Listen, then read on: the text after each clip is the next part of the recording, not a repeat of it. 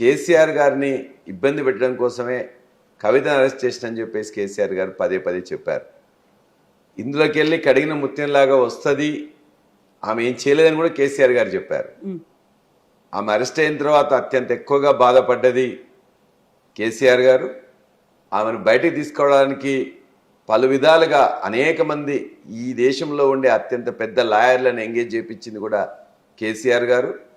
కేటీఆర్ గారు హరీష్ రావు గారిని పదే పదే ఢిల్లీకి పంపించి మొత్తం యావత్తు బీఆర్ఎస్ పార్టీ ఆమె కోర్టులో అవపడ్డా ఆమెను చూసి బాధపడ్డారు, ఆమె జైలుకు వెళ్తే బాధపడ్డారు.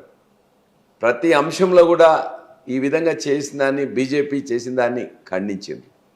కాబట్టి వారు చెప్పేది బీఆర్ఎస్, కేసీఆర్ గారు, మిగతా వాళ్ళు అసలు పట్టించుకోలేదనేది శుద్ధ అబద్ధం, అవాస్తవం, మాట్లాడడం అనైతికం. ఖచ్చితంగా ఆమె కోసం ఎవరెవరు ఏం కృషి చేసిందనేది చిన్న కార్యకర్త నుండి కేసీఆర్ వారికి కూడా అందరికీ తెలుసు. వి వర్ విత్ హర్, ఆమెతో పాటు మేము ఉన్నాం.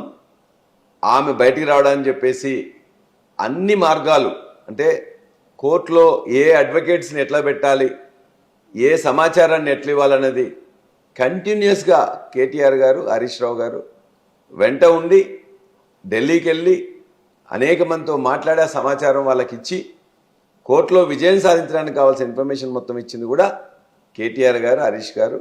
అది కేసీఆర్ గారి మార్గదర్శకత్వంలో entire party was with her.